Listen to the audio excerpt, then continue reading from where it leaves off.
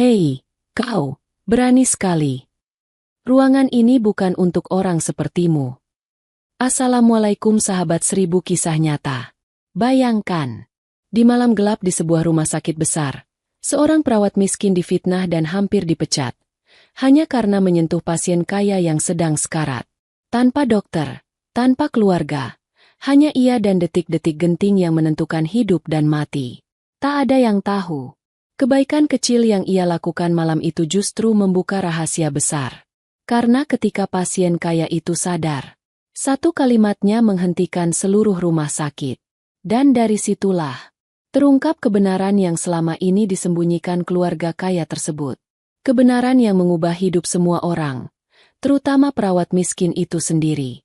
Sahabat, sebelum kita mulai ceritanya, mari semuanya untuk like, share, komen dari daerah mana kalian mendengarkan kisah ini dan bagi pendengar pertama, selamat datang di channel 1000 Kisah Nyata. Jangan lupa subscribe channel ini ya, agar kamu tidak ketinggalan kisah-kisah penuh inspirasi yang menggetarkan hati lainnya. Kami doakan yang sudah like dan subscribe channel ini semoga rezekinya selalu mengalir deras, segala urusan selalu dipermudah, dan doanya semoga diijabah oleh Allah Subhanahu wa Ta'ala. Amin ya Rabbal Alamin. Jangan lupa juga tekan tombol loncengnya, agar kamu jadi orang pertama yang tahu saat video terbaru hadir. Sekarang mari kita mulai ceritanya. Hujan baru saja berhenti ketika Raisa menuruni angkot terakhir di depan gerbang Rumah Sakit Nusantara Medika. Udara malam terasa basah, dingin, dan meninggalkan jejak lembab di seragamnya. Lampu jalan memantulkan cahaya kuning pucat pada genangan air yang belum kering, membuat bayangan langkahnya terlihat bergetar seperti hatinya sendiri. Raisa merapatkan jaket tipis yang ia pakai. Jaket itu sudah mulai berbulu di bagian pergelangan tangan, tetapi tetap ia kenakan setiap malam karena tidak punya yang lain. Ia mempercepat langkah, melewati pos satpam yang hanya ditinggali satu penjaga malam tua yang sedang meminum kopi panas dari gelas plastik kecil. Shift malam, Ra. Satpam itu menyapa. Raisa tersenyum lembut. Iya pak, semoga malamnya lancar ya. Ia berjalan masuk melalui pintu kaca otomatis yang terbuka perlahan. Begitu kaki melangkah ke dalam lobi, udara rumah sakit yang dingin dan steril langsung menyambutnya. Aroma obat, karbol, dan sedikit rasa gelisah selalu mengisi hidungnya setiap malam. Namun tidak pernah sekalipun Raisa mengeluh tentang itu. Suasana lobi tidak sepenuhnya sepi. Beberapa keluarga pasien duduk di kursi tunggu dengan wajah lelah. Sebagian menatap layar ponsel, sebagian lagi memeluk jaket sambil mengantuk. Televisi di sudut menayangkan berita tanpa suara. Lampu kuning cerah menggantung dari langit-langit, menyorot lantai keramik putih yang licin. Raisa menunduk sedikit sebagai tanda sopan saat melewati meja resepsionis yang dijaga satu petugas. Ia melangkah cepat menuju ruang ganti, sambil menggoyangkan ujung rambutnya agar air hujan yang menempel turun. Sesampainya di ruang ganti perawat, ia membuka pintu perlahan. Ruangan itu tidak besar, hanya berisi deretan loker kecil besi abu-abu dan cermin panjang yang sedikit kusam. Di sudut, kipas angin berdengung pelan. 3 perawat senior sedang duduk sambil merapikan rambut dan mengenakan sarung tangan. Salah satu dari mereka melirik sekilas. Itu si Raisa. Baru datang juga. Yang lain terkekeh pelan. Sering telat dia. Tapi ya sudahlah. Orang baik hati biasanya begitu. Raisa mendengar. Tapi ia memilih diam. Ia tahu, walaupun mereka tidak selalu jahat, kata-kata seperti itu tetap menusuk. Ia membuka lokernya dan meletakkan tas kecil yang berisi bekal nasi dingin serta foto ibunya yang selalu ia simpan. Foto itu sudah menguning di tepiannya. Namun senyum sang ibu tetap sama hangatnya. Ia merapikan rambutnya di cermin. Wajahnya terlihat lebih pucat dari biasanya. Mungkin karena angin malam atau karena perutnya masih kosong. Namun ia tetap menarik senyum kecil dan menatap dirinya sendiri. Semoga kuat, Raisa. Malam ini harus kuat. Ucapnya dalam hati. Baru saja ia menutup loker. Pintu ruang ganti terbuka dengan keras. Kepala perawat, Bu Mira, masuk dengan langkah cepat. Wajahnya tegas, tubuhnya tegap, dan nada bicaranya selalu mengandung tekanan. Semua keluar. Ke Nurse Station sekarang. Kita briefing. Suara itu tegas. Raisa dan perawat lain mengikuti dari belakang. Lorong rumah sakit dipenuhi cahaya neon putih yang memantul di permukaan lantai. Beberapa dokter tampak berjalan cepat. Tanda bahwa malam ini tidak akan biasa saja. Sesampainya di Nurse Station, mereka membentuk setengah lingkaran. Map menumpuk di meja. Telepon berbunyi 2 kali lalu berhenti. Digantikan suara langkah tergesa di luar stasiun. Bu Mira menarik nafas panjang sebelum berkata, "Malam ini akan berat. Ada kecelakaan besar di jalan tol. Beberapa ambulans sedang menuju ke sini. Pasien yang datang nanti sebagian berat. Kalian semua harus siap." Suasananya langsung berubah tegang. Aku tidak mau ada yang terlambat. Kalau ada keluarga pasien komplain, aku tidak akan segan menindak. Tatapannya berhenti tepat di wajah Raisa. Terutama kau, Raisa. Jangan membuat masalah. Raisa menunduk sopan. "Siap, Bu." Setelah pembagian tugas selesai, perawat mulai berpencar menuju ruangan masing-masing. Lorong terasa lebih sibuk daripada biasanya. Suara kursi roda, langkah tergesa, dan pintu kamar yang dibuka tutup bergema dari berbagai arah. Raisa berjalan menuju ruang kelas 3, ruang yang setiap perawat senior hindari. Pasiennya banyak, keluarganya rewel, dan fasilitasnya tidak sebagus ruangan lain. Tapi Raisa tidak pernah menolak penempatan. Baginya, semua pasien sama berharganya. Saat memasuki ruang kelas 3 sisi timur, ia langsung disambut suara batuk dari pasien pertama. Seorang kakek dengan tubuh kurus sedang berusaha duduk sambil memegang dada. Raisa berlari kecil ke arahnya. "Pelan-pelan, Kek. Saya bantu ya." Ia membantu kakek itu duduk, menepuk punggungnya perlahan, lalu mengatur posisi bantal untuk membuatnya lebih nyaman. Setelah memastikan kondisinya stabil, ia lanjut ke pasien lain. Di sisi ranjang sebelah, seorang ibu muda yang baru melahirkan sedang mencoba menenangkan bayinya yang menangis. Raisa mendekat dan memberikan senyum lembut. "Mari saya bantu gendong sebentar, Bu. Ibu harus istirahat juga." Ibu itu mengangguk lelah, lalu menyerahkan bayi mungil itu ke tangan Raisa. Bayi itu menatap Raisa dengan mata kecil yang masih redup. "Ayo sayang, tidur ya. Ibu kamu capek sekali." Raisa mengayun lembut bayi itu sambil berjalan pelan, hingga tangisnya mereda. Tak jauh dari sana, seorang remaja laki-laki sedang menatap infusnya dengan wajah panik. "Mbak," tetesnya berhenti. Raisa segera menghampiri dan memeriksa selangnya. Ia memperbaiki klip infus yang tersangkut, memastikan aliran cairan kembali normal. "Maaf ya, kadang klipnya suka bergerak sendiri." "Sudah aman." Remaja itu tersenyum malu. "Makasih, Mbak." Raisa mencatat semuanya di papan kecil di dinding. Sampai titik itu saja, ia sudah melakukan lebih banyak pekerjaan daripada beberapa perawat yang bertugas di ruangan lain. Tidak lama kemudian, suara sirene samar masuk melalui jendela kecil. Itu sirene ambulans pertama dari kecelakaan di jalan tol. Nada muncul di pintu. Wajahnya sedikit panik. "Raisa, di bawah kacau. Tapi kau jangan turun. Kau fokus di sini saja." "Baik, Nah."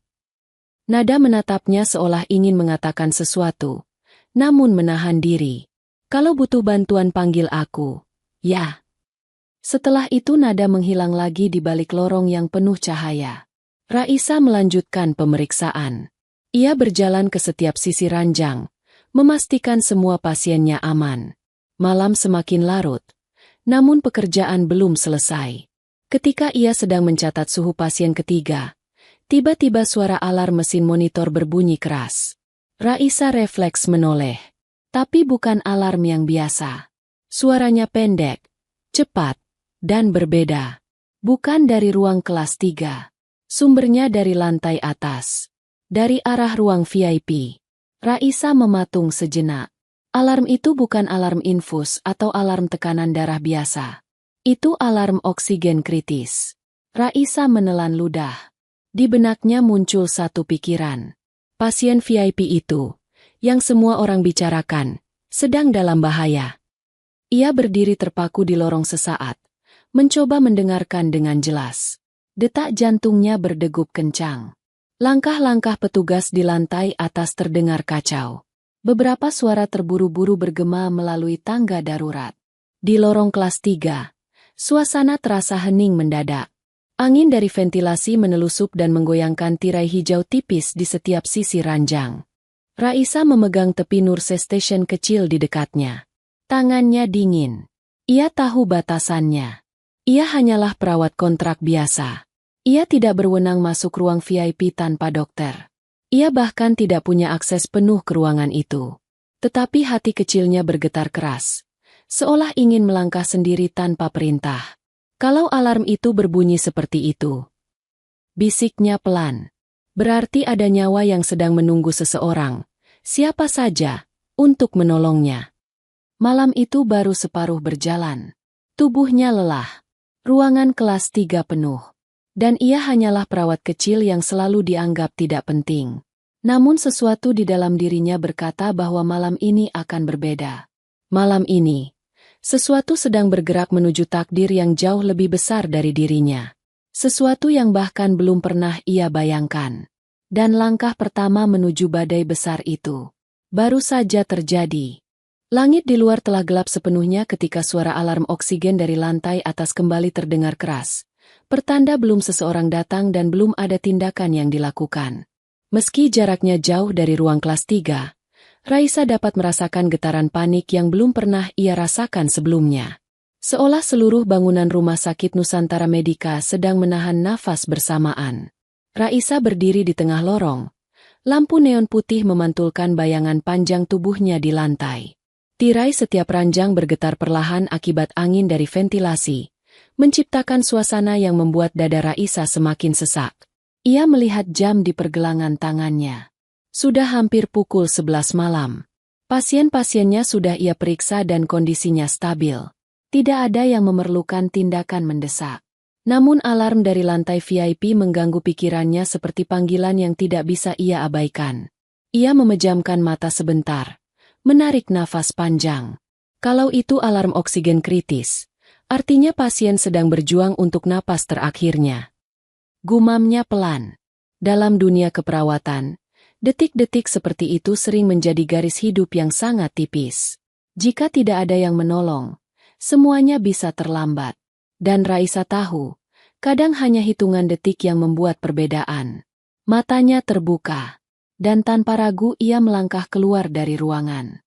Koridor malam itu tampak lebih panjang dari biasanya, dengan cahaya yang seakan redup walau lampu menyala penuh.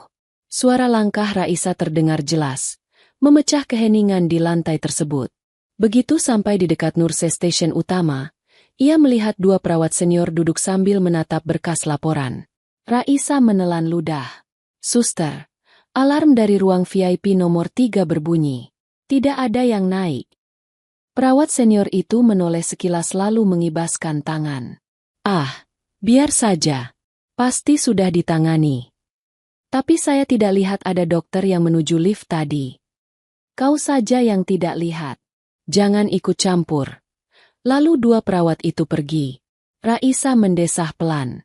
Ia tahu tidak boleh membantah perawat senior. Tapi setiap detik ia diam. Alarm itu terus berbunyi di pikirannya. Tak jauh dari sana, sebuah pintu lift terbuka. Dari dalamnya keluar seorang petugas kebersihan mendorong troli. Tidak ada dokter. Tidak ada perawat lain. Tidak ada tanda-tanda bahwa seseorang sedang menuju ruang VIP.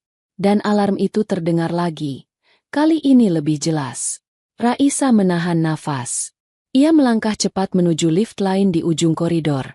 Menekan tombol atas. Lampu tombol menyala pelan. Pintu lift tertutup kemudian bergeser naik. Ting! Pintu terbuka. Raisa masuk sendirian. Lift bergerak perlahan naik ke lantai 3. Setiap lantai yang dilewati, Raisa bisa merasakan tubuhnya menegang. Ia menatap angka-angka digital yang menyala.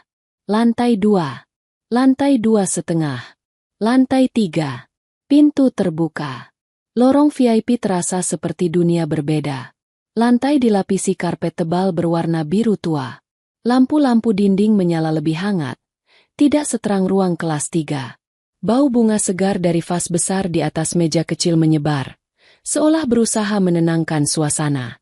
Namun malam itu, tidak ada ketenangan. Ada kegelisahan, ketegangan, dan keheningan yang tidak wajar. Biasanya, keluarga pasien VIP akan duduk berjaga di kursi tunggu panjang.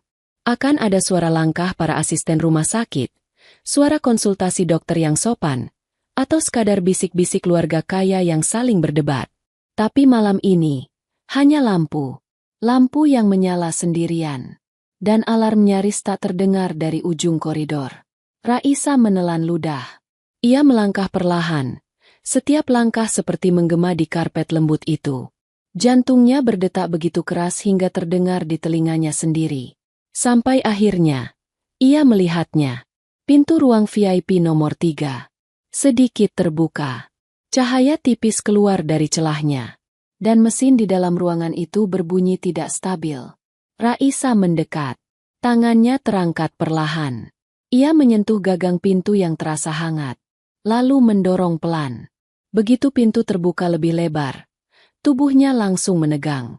Di atas ranjang, seorang pria muda dengan tubuh tinggi terbaring. Tubuhnya berkeringat, wajahnya pucat, dan dadanya naik turun tidak teratur. Selang oksigennya hampir terlepas. Matanya setengah terbuka, namun pandangannya melayang tidak fokus. Raisa mengenal wajah itu. Semua perawat telah membicarakannya sejak pagi. Itulah Adrian Adiwira, anak konglomerat besar yang berita kedatangannya ke rumah sakit dengan ambulan kemarin sudah menyebar ke seluruh kota. Pemilik perusahaan besar, pewaris kekayaan menggunung, dan seseorang yang seluruh media nasional sedang tunggu kondisinya. Tetapi tidak ada satu orang pun di ruangan itu. Tidak dokter, tidak perawat, tidak keluarganya. Hanya Raisa. Dan Adrian sedang berjuang sendirian. Tubuh Adrian mulai kejang. Jari-jarinya mencengkeram sprei. Nada alarm oksigen berubah lebih cepat. Layar monitor menunjukkan angka yang terus turun. Raisa mematung sejenak. Lututnya lemas. Tubuhnya bergetar hebat. Ia tahu aturan. Ia tahu risikonya. Ia tahu perawat biasa sepertinya dilarang keras menyentuh pasien VIP tanpa dokter. Tetapi ia melihat sesuatu di mata Adrian. Sesuatu yang setiap perawat pernah lihat. Sesuatu yang membuat semua aturan hilang seketika. Itu adalah tatapan orang yang sedang meminta tolong. Raisa langsung bergerak. Ia berlari ke sisi ranjang. Tangannya memegang tubuh Adrian erat.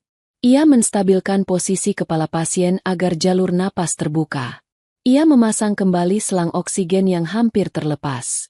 Ia menekan tulang dada tepat di bagian yang membuat paru-paru kembali bergerak. Adrian terbatuk keras. Tubuhnya menegang, lalu kembali jatuh lemas. Raisa panik. Namun ia tidak berhenti. Ia menekan tombol darurat berulang-ulang.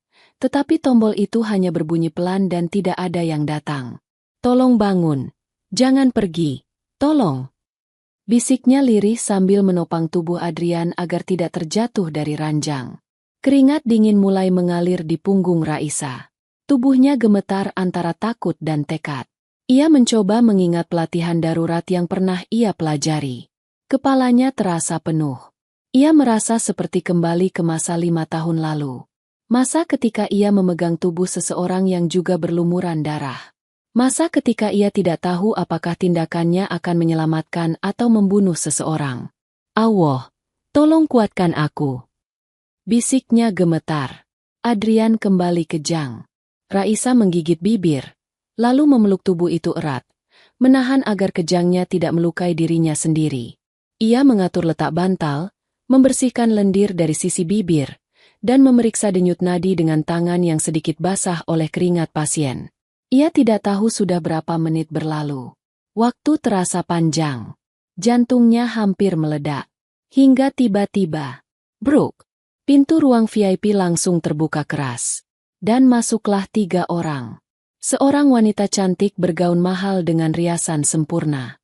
Seorang pria paruh baya berbadan besar. Seorang pria kaya yang tampak angkuh. Mereka menatap pemandangan itu dengan ekspresi terkejut dan marah. Wanita itu melotot sambil menunjuk Raisa. Apa yang kau lakukan pada adik saya? Suara itu lantang, menusuk, dan penuh penghinaan. Raisa terdiam. Tangannya masih menahan tubuh Adrian. Selang oksigen masih ia pegang erat. Dan seluruh ruangan seakan membeku. Wanita itu mendekat sambil mendesis. Perawat rendahan sepertimu tidak pantas menyentuh keluarga kami. Dan dalam hitungan detik, isu itu menyebar. Fitnah dimulai. Dan badai besar menunggu Raisa di bawah. Malam itu baru permulaan. Takdir mulai bergerak. Dan pintu yang ia buka tidak akan pernah bisa ia tutup lagi. Suara pintu yang dibanting tadi masih menggema di telinga Raisa. Bahkan saat tubuhnya sudah terpaku dan tidak bisa bergerak. Mata wanita bergaun mahal itu menatapnya seperti melihat sesuatu yang kotor, hina, dan tidak layak berada di tempat yang sama dengannya. Raisa masih memegang tubuh Adrian, memastikan selang oksigen terpasang sempurna. Keringat di pelipisnya menetes pelan. Namun begitu langkah kaki keluarga konglomerat itu mendekat, Raisa terpaksa melepaskan pegangan, meski hatinya menolak. Kau berani sekali. Wanita itu berdiri tepat di samping Raisa. Suaranya merendah, namun lebih tajam daripada sebelumnya. Apa kau tidak tahu, ruangan ini bukan untuk orang sepertimu. Maaf Bu, saya hanya ingin menyelamatkan. Ucapan Raisa terpotong. Wanita itu menampar tangan Raisa dengan kasar, menepis sisa pegangan Raisa pada ranjang. Diam. Jangan berani berbicara seolah kau pahlawan. Pria parubaya yang berdiri di belakang wanita itu, wajahnya keras dan rahangnya mengatup kuat, menyela dengan suara rendah namun penuh tekanan. Kau sentuh anak saya tanpa izin keluarga. Raisa menunduk. Detak jantungnya berlari. Lututnya terasa lemah. Maaf Pak, alarm oksigennya. Diam. Kata itu membungkam udara. Pria angkuh yang tadi berdiri di pintu kini melangkah maju, memelototi Raisa dari ujung kepala sampai kaki. Kau tidak hanya melanggar prosedur. Kau mencari masalah. Kau pikir menyentuh pasien VIP bisa membuatmu dikenal. Bisa jadi bahan pujian. Raisa terkejut. Tidak pernah sekalipun terlintas pikiran seperti itu. Tidak, saya tidak bermaksud begitu. Saya hanya ingin menolong. Suaranya kecil, hampir terputus. Wanita itu memutar bola mata, lalu memanggil perawat lain dari lorong. Dua perawat senior masuk terburu-buru. Wajah mereka berubah pucat melihat keluarga kaya itu. Salah satunya, perawat Indah, langsung mengambil posisi seolah ingin menyelamatkan keadaan. Maaf Bu, maaf Pak. Kami akan ambil alih sekarang. Bagus. Wanita itu mengangkat dagu. Singkirkan dia dari sini. Perawat Indah menatap Raisa penuh rasa iba. Raisa, keluar dulu. Cepat. Raisa berdiri. Kakinya goyah. Tangannya dingin. Ia mundur perlahan. Lalu menunduk sopan dan berjalan keluar ruangan tanpa perlawanan. Di balik pintu, suara wanita itu masih terdengar. Laporkan dia ke direktur rumah sakit. Malam ini juga. Pintu tertutup. Dan dunia Raisa langsung terasa gelap. Lorong VIP terasa seperti lorong pengadilan tempat ia sedang menunggu vonis tanpa pembelaan. Tidak ada suara manusia. Hanya suara mesin pendingin yang mengalir pelan. Semakin menambah sunyi di dalam dadanya. Raisa berjalan pelan. Memegang tepi tembok agar tidak jatuh. Pikirannya pecah berkeping-keping. Setiap langkah terasa seperti menambah berat beban di pundaknya. Ketika lift terbuka, ia melihat sesuatu yang membuat dadanya semakin sesak. Di dalam lift, sudah berdiri kepala perawat Bu Mira bersama dua dokter muda. Mereka semua sedang membicarakan sesuatu, tapi berhenti ketika melihat Raisa. Bu Mira mengangkat alis. Kenapa kau di lantai VIP? Raisa membuka mulut, namun suaranya gemetar. Alarm oksigen, Bu. Saya takut pasien kritis. Di dalam ruangan tidak ada siapa-siapa. Jadi saya. Anggotaku tidak bisa bertindak sembarangan untuk VIP. Suara Bu Mira meledak keras, membuat dua dokter di sampingnya terkejut. Tapi Bu, pasien benar-benar. Kau melanggar aturan. Lift tiba-tiba terasa sempit. Nafas Raisa tertekan. Bu Mira melangkah keluar dari lift, berdiri tepat di depan wajah Raisa. Tatapannya menusuk. Keluarga pasien VIP melapor ke direktur. Mereka minta kau dipecat malam ini. Saya tidak bermaksud. Simpan suaramu. Raisa menelan pahit rasa getir itu. Ikut saya.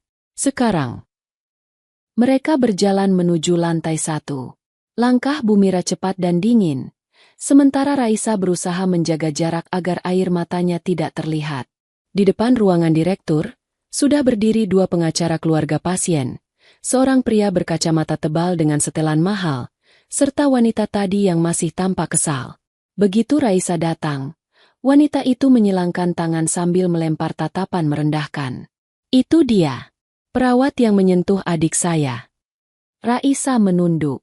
Tangan kecilnya saling menggenggam agar tidak gemetar. Direktur rumah sakit, seorang pria berusia sekitar 50 tahun dengan kemeja rapi dan penampilan tegas, keluar dari ruangannya dan menghela nafas berat. Perawat Raisa. Masuk. Raisa melangkah masuk ke ruangan direktur.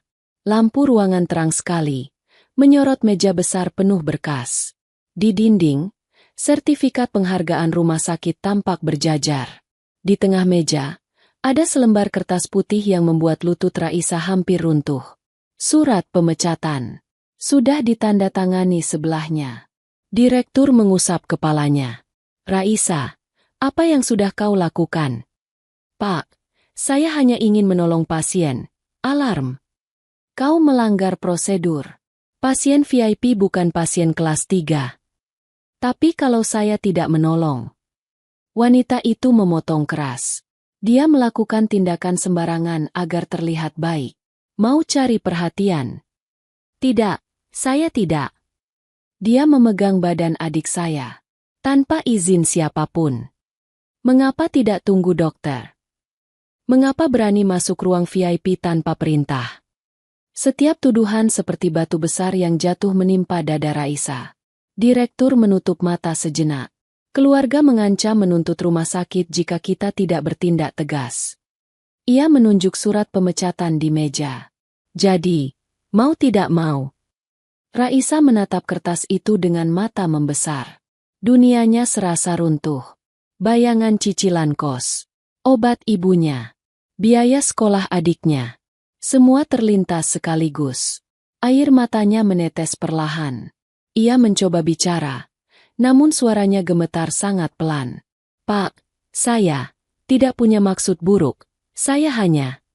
Wanita itu membanting meja.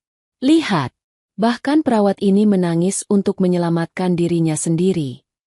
Direktur menandatangani bagian terakhir surat itu. Tinta menempel. Nasib Raisa seolah terkunci. Raisa, mulai besok kau tidak boleh lagi bertugas di rumah sakit ini. Suara itu jatuh seperti vonis hukuman. Tapi tiba-tiba, sebelum direktur sempat melanjutkan kalimatnya, Brooke, pintu ruangan terbuka keras. Seorang dokter muda dengan wajah pucat berlari masuk. Pak Direktur. Nafasnya tersengal. Pasien VIP, Adrian Adiwira, sudah sadar. Semua orang di ruangan berhenti bergerak. Wanita itu menutup mulutnya. Direktur langsung berdiri, dan dokter itu menambahkan, masih terengah, dan dia mencari perawat yang tadi menolongnya. Semua mata langsung menatap Raisa. Ruangan itu menjadi sunyi. Denyut jantung Raisa terdengar jelas di kepalanya. Dia mencari saya. Bisiknya sangat pelan. Namun belum selesai ia berkata.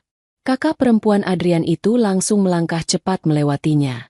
Apapun yang terjadi, Adrian pasti marah. Perawat rendahan seperti ini harus pergi.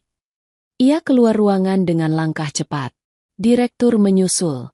Pengacara mengikuti. Bumira menatap Raisa hampa. Lalu akhirnya berkata, berdoalah. Mungkin ini belum akhir untukmu. Raisa terdiam. Tangannya memegang tepi meja agar tidak jatuh. Lalu ia berjalan keluar ruangan. Menuju koridor VIP. Menuju ruangan tempat Adrian menunggu. Ia tidak tahu apa yang akan dihadapinya. Ia hanya tahu satu hal. Dalam hitungan menit, nasibnya bisa hancur. Atau Berubah selamanya. Langkah Raisa terasa goyah saat ia mengikuti arus orang yang bergerak menuju lantai VIP.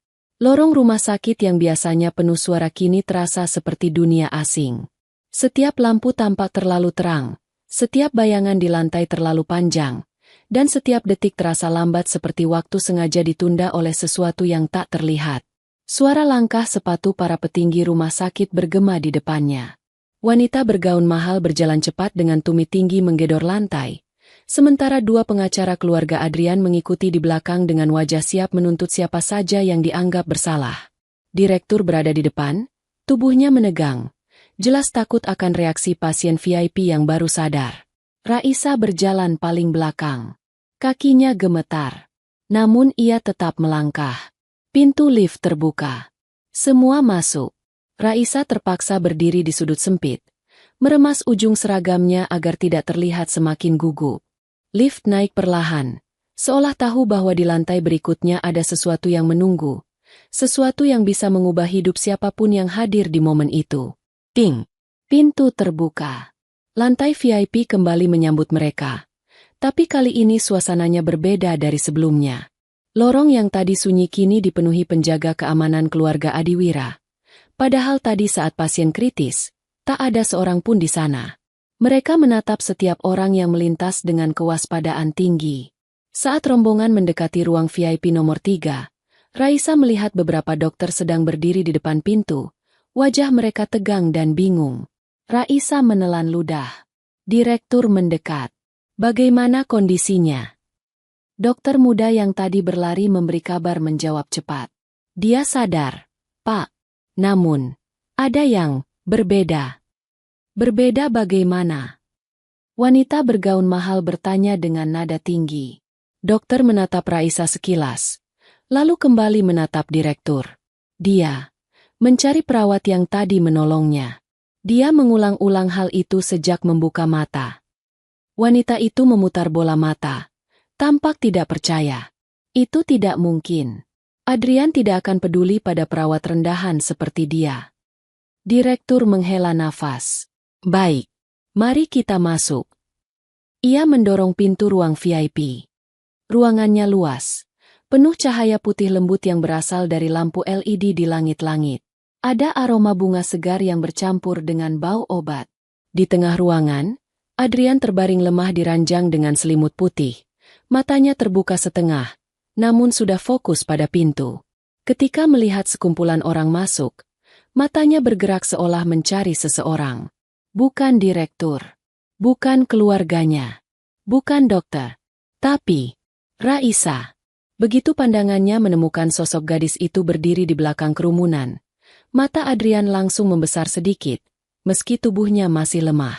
Semua orang menyadarinya. Keheningan seketika memenuhi ruangan. Wanita bergaun mahal berjalan lebih dulu ke arah ranjang. Adrian, sayang, ini kakak. Bagaimana kondisi? Adrian mengangkat tangan perlahan, memberi isyarat agar wanita itu berhenti bicara. Wanita itu terdiam, wajahnya berubah. Direktur melangkah maju. Tuan Adrian, kami sangat bersyukur Anda sudah sadar. Kami akan segera. Sekali lagi, Adrian mengangkat tangan. Direktur pun berhenti bicara. Semua orang menunggu. Ruangan terasa seperti menahan nafas. Adrian kemudian menoleh. Langsung ke arah Raisa yang setengah bersembunyi di balik bahu perawat senior. Suara Adrian keluar sangat pelan. Namun cukup jelas untuk mengguncang semua hati yang mendengarnya. Kalau dia... Jari Adrian terangkat sedikit, menunjuk ke arah Raisa. Dipecat. Semua orang menegang. Maka rumah sakit ini akan saya tutup. Kata-kata itu jatuh seperti petir. Wanita bergaun mahal langsung memohon. Adrian, kau tidak tahu apa yang kau katakan. Perawat itu. Diam. Suara Adrian lemah namun tegas. Dia yang menyelamatkan nyawaku, bukan kalian. Dokter, direktur, pengacara, semuanya terpaku. Raisa berdiri kaku. Dadanya naik turun tidak teratur. Tangannya bergetar hebat. Wanita itu melangkah maju dengan wajah panik. Tapi Adrian Kau tidak tahu apa yang dia lakukan. Dia melanggar aturan. Dia. Adrian memejamkan mata sebentar, lalu membukanya dengan penuh ketegasan yang mengejutkan siapapun yang melihatnya. Kalau bukan dia, aku sudah tidak ada di sini. Tidak ada yang berani bicara setelah itu. Adrian lalu mengangkat tangan sedikit lagi. Dan satu lagi. Semua orang menunggu. Raisa bahkan tidak bisa menggerakkan bibirnya. Adrian menatap Raisa dalam-dalam. Ada sesuatu di mata pria itu. Sesuatu yang Raisa tidak mengerti. Sesuatu yang terasa familiar. Lalu ia mengucapkan kalimat yang membuat seluruh ruangan membeku. Dia adalah orang yang sudah aku cari selama 5 tahun ini. Waktu seolah berhenti. Tidak ada satupun suara yang keluar. Hanya detak jantung Raisa yang beradu hebat di dada. Wanita bergaun mahal menatap adiknya dengan tatapan tak percaya. Apa maksudmu? 5 tahun. Adrian mengatur nafas. Suaranya masih lemah. 5 tahun lalu, aku mengalami kecelakaan besar di kota kecil. Ada seorang perawat sukarelawan yang menolongku. Saat aku hampir mati di pinggir jalan, dia memelukku, menahan darahku, dan berdoa untukku. Matanya memandang Raisa tanpa berkedip. Sejak hari itu, aku mencari dia. Tetapi aku hanya ingat matanya. Dan suaranya. Raisa menutup mulutnya. Air matanya turun. Ingatan itu kembali seperti badai. Hujan deras. Suara orang-orang panik. Bau darah. Dan seorang pemuda yang terjepit di dalam mobil. Tubuhnya menggigil. Nafasnya tersengal. Raisa muda yang masih perawat sukarelawan. Berlari ke arah itu tanpa pikir panjang. Ia memeluk tubuh pemuda itu sambil berkata, "Tolong bertahan. Jangan tidur. Allah akan jaga kamu." Raisa membeku. Itu suaranya. Itu kalimatnya. Wanita bergaun mahal melangkah mundur. Wajahnya shock. "Adik, maksudmu, itu, dia?" Adrian mengangguk pelan. "Aku hidup malam itu karena dia." Direktur hampir menjatuhkan map yang ia pegang. Perawat senior di belakang menutup mulutnya. Pengacara saling memandang dengan wajah pucat. Adrian menoleh ke direktur. "Batalkan pemecatan itu. Sekarang juga." Direktur langsung mengangguk tanpa berani membantah. "Langsung saya batalkan, Tuan." Wanita bergaun mahal tampak marah sekaligus ketakutan. Namun ia tidak bisa berkata apapun. Setiap orang di ruangan itu tahu. Suara Adrian adalah keputusan mutlak. Setelah suasana sedikit mereda, Adrian kembali menatap Raisa. Wajahnya melembut. Nafasnya teratur turun perlahan. "Terima kasih." Suaranya pecah pelan. Raisa tidak mampu menahan air matanya lagi. Suara hatinya pecah. Tangannya menutup mulutnya sambil menunduk. Ia menangis. Bukan karena dipuji. Bukan karena pernyataan besar itu. Tapi karena kebaikan kecil di masa lalu. Kembali padanya dengan cara yang tidak pernah ia bayangkan. Dan tak seorang pun di ruangan itu tahu bahwa kalimat Adrian malam itu baru awal dari kejutan yang jauh lebih besar. Keheningan setelah kalimat Adrian menggantung di udara begitu padat. Seakan bisa diraba. Tidak satu pun dari orang yang memenuhi ruang VIP itu berani bernapas terlalu keras. Bahkan suara mesin monitor yang biasanya terdengar jelas kini seperti tenggelam di antara detik-detik yang berjalan lambat. Raisa masih berdiri di tempat yang sama. Tubuhnya lemah, lutut gemetar, dan jemari saling menggenggam erat. Ia tidak tahu bagaimana harus bereaksi.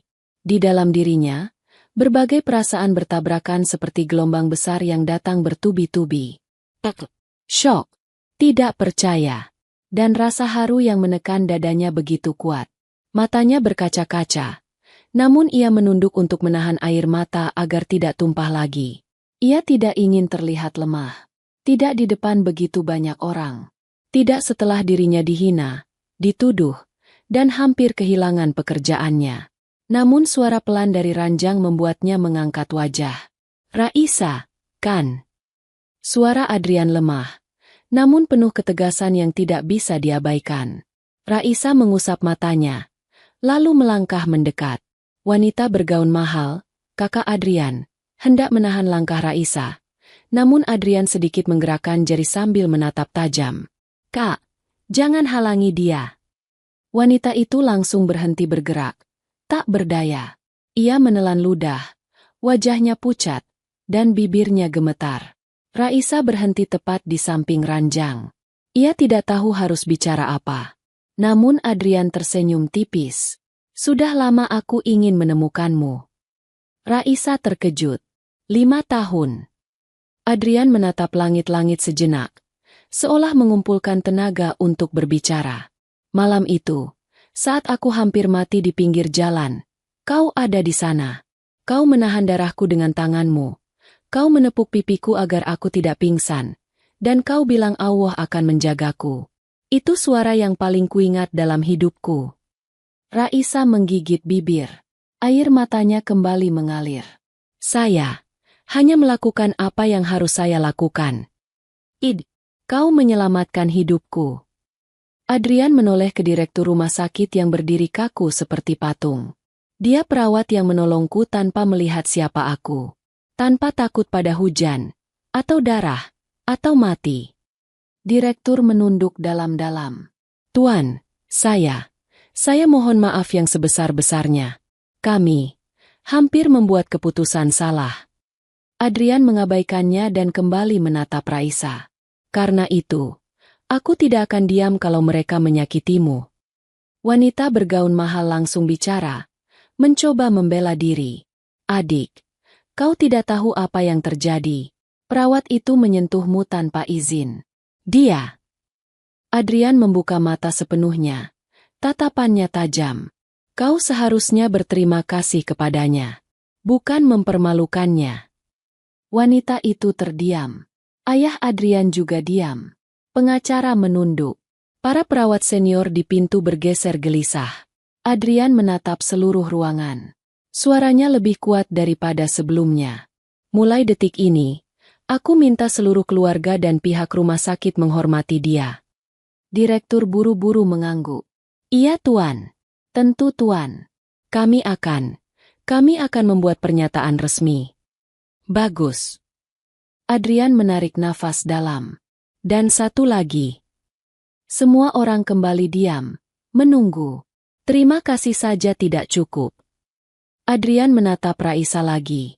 "Aku ingin seluruh dunia tahu bahwa kebaikan kecil bisa menyelamatkan seseorang. 2 kali." Raisa mengusap air matanya. "Tuan, saya tidak butuh apa-apa. Saya hanya melakukan tugas saya."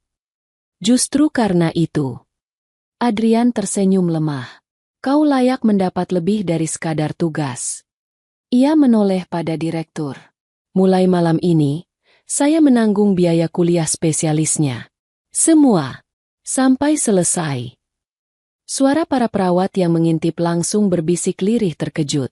Direktur terbata. "Tuan, itu sangat besar nilainya." "Aku tahu." Adrian menjawab tegas. "Dan saya akan membuat beasiswa nasional dengan namanya. Untuk perawat-perawat yang tulus seperti dia." Raisa menganga kecil, gemetar. Jangan begitu, tuan. Saya tidak pantas."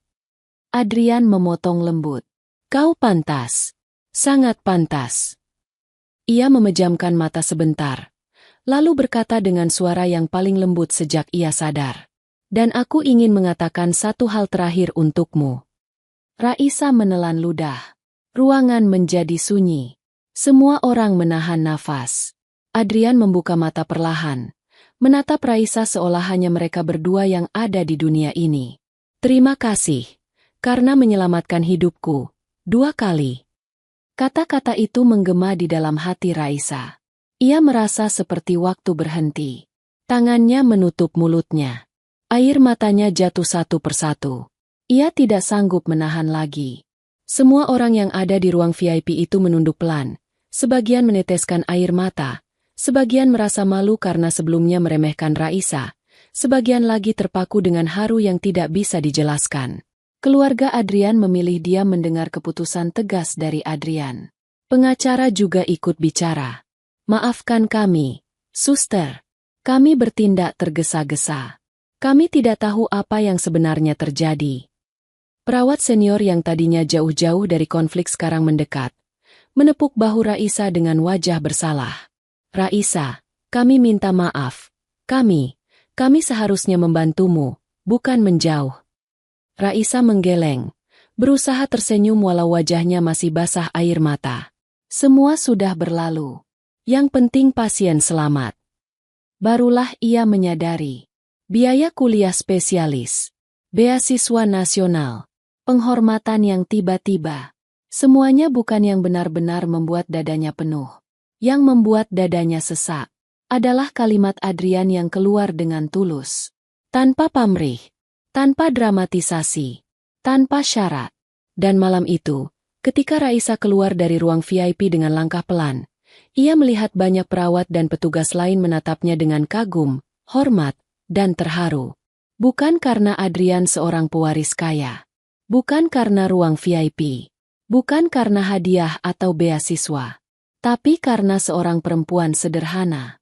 Yang dulu menolong tanpa diketahui siapapun. Yang malam ini hampir dipecat.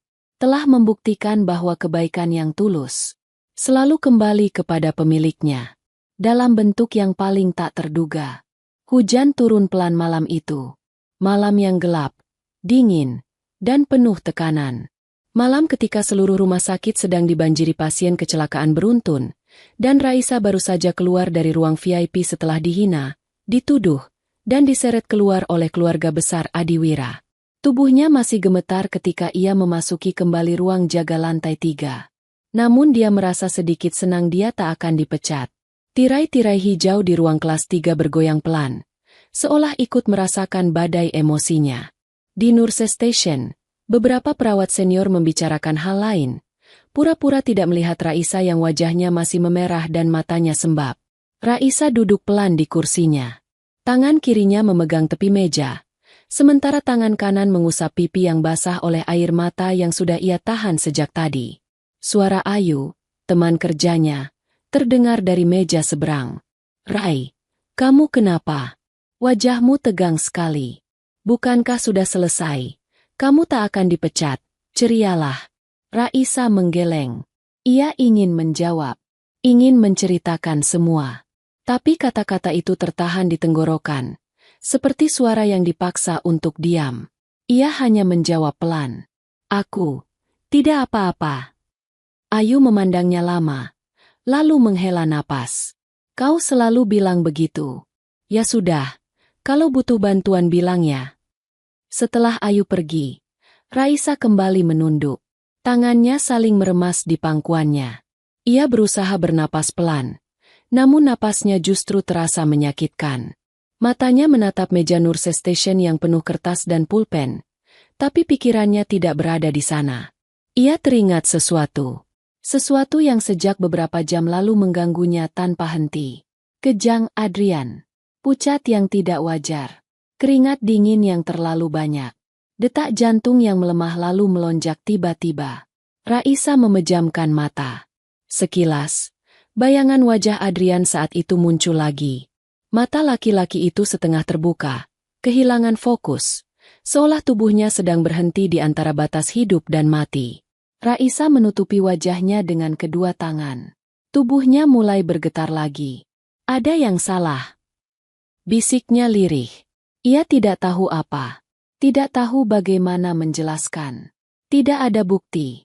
Tidak ada gejala pasti. Namun naluri seorang perawat tidak bisa dibohongi. Dan naluri itu berteriak keras malam itu. Ada sesuatu di tubuh pasien ini. Sesuatu yang tidak normal. Raisa membuka mata. Tatapannya kini jauh lebih tajam. Ia berdiri tiba-tiba. Bangku yang ia duduki bergerak mundur beberapa sentimeter. Ia menarik napas panjang, lalu berjalan cepat keluar Nurse Station tanpa menunggu siapapun bertanya. Lorong malam itu sepi. Hanya terdengar bunyi hujan tipis yang memukul kaca jendela rumah sakit. Lampu-lampu neon di langit-langit memberi rona pucat ke seluruh tempat. Raisa menuju tangga darurat, menuruni 1 lantai. Ia tidak mengambil lift agar tidak menarik perhatian. Di lantai 2, lampu lorong laboratorium menyala redup. Sebagian besar staf lab sudah pulang. Hanya ruangan kecil di ujung lorong yang masih hidup dengan cahaya. Ruangan tempat analis malam bertugas begadang.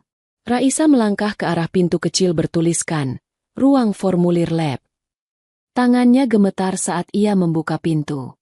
Di dalam ruangan itu ada rak berisi kertas permintaan tes, stempel, dan beberapa lembar kosong yang biasa digunakan dokter. Raisa berdiri di depan meja kecil. Ia tahu ini berisiko.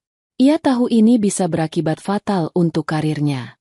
Ia bisa dipecat, dituduh, bahkan dilaporkan. Namun ia juga tahu, jika ia tidak melakukan sesuatu malam itu, tidak akan ada yang melakukannya. Dengan tangan bergetar, ia menarik satu formulir kosong. Kertas itu terasa dingin di ujung jarinya. Seolah ikut memperingatkan bahwa keputusan yang ia buat bukanlah keputusan ringan. Ia mengambil pulpen dari saku seragamnya, menarik napas, dan mulai menulis. Nama pasien, Adrian Maheswara Adiwira. Jenis pemeriksaan, tes darah lengkap dan tes deteksi zat asing kadar rendah. Catatan tekanan, keluhan tidak stabil, gejala kejang, napas tidak teratur, perubahan fisik tidak wajar. Raisa berhenti menulis. Tangannya terhenti di atas kertas. Haruskah ia menulis alasan lebih detail? Atau haruskah ia menulis sesuatu yang lebih jelas? Namun ia tahu, jika ia menulis sesuatu yang terlalu spesifik, formulir itu bisa dipertanyakan, ditolak, atau lebih buruk, dilaporkan pada kepala perawat. Ia akhirnya menulis sangat pelan. Hanya satu kalimat pendek. Indikasi perlu pemeriksaan lanjutan. Ia menarik napas gemetar. Setelah yakin tulisan itu cukup, ia menggenggam formulir itu. Jantungnya berdetak cepat. Matanya berair. Tapi ia tidak berhenti. Ia berjalan cepat ke ruang VIP nomor 3. Lorong itu masih kosong. Tidak ada keluarga Adrian. Tidak ada perawat lain. Ia membuka pintu sedikit. Adrian masih tidur. Napasnya mulai stabil setelah tindakan darurat Raisa sebelumnya. Meski lelah, Raisa tetap bergerak cepat tapi teratur. Ia memakai sarung tangan steril dari kotak kecil di samping ranjang. Mengambil alat pengambil sampel darah yang biasa digunakan untuk pemeriksaan rutin.